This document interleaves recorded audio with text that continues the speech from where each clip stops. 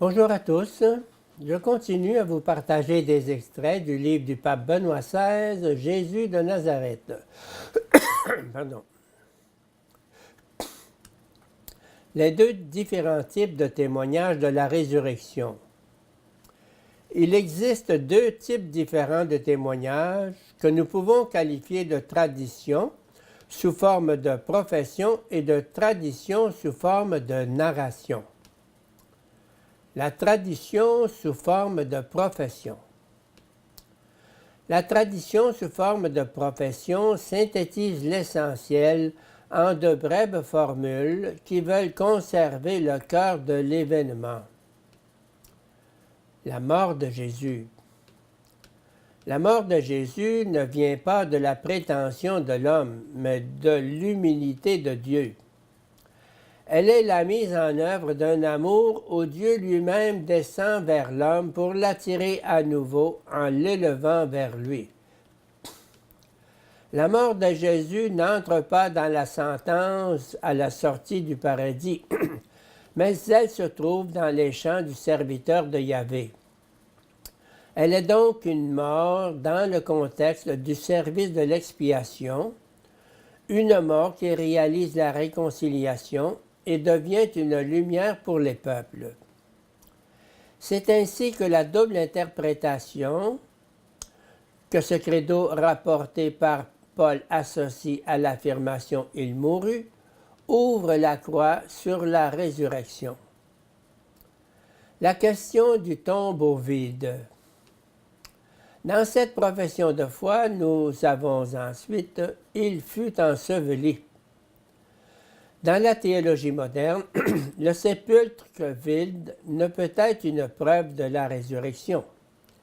Bien sûr, le tombeau vide en tant que tel ne peut être une preuve de la résurrection. Marie de Magdala, selon saint Jean, l'a trouvé vide et a supposé que quelqu'un avait emporté le corps de Jésus, Confer 21:3. Le sépulcre vide ne peut comme tel démontrer la résurrection, cela est juste. Mais on peut poser la question inverse. Est-ce que la résurrection est conciliable avec la permanence du corps dans le sépulcre? Est-ce que Jésus peut être ressuscité s'il gît dans le sépulcre? Il faut dire que si le sépulcre vide en tant que tel ne peut certainement pas prouver la résurrection, il reste toutefois un présupposé nécessaire pour la foi dans la résurrection, dans la mesure où celle-ci se réfère justement au corps et par là à la totalité de la personne.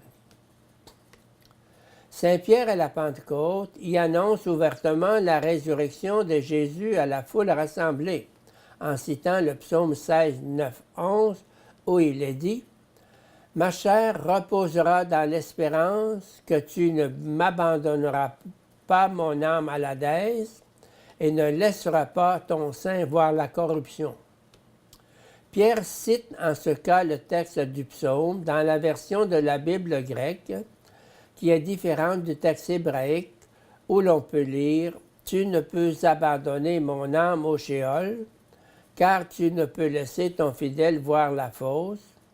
Tu m'apprendras le chemin de vie. » Psaume 16, 10 suivant.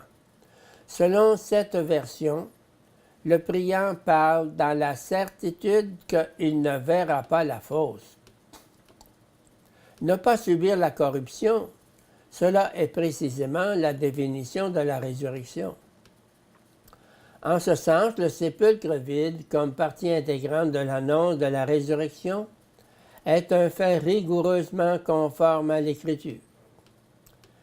Il se confirme que si le corps de Jésus était resté gisant dans le sépulcre, une annonce de la résurrection aurait été impossible.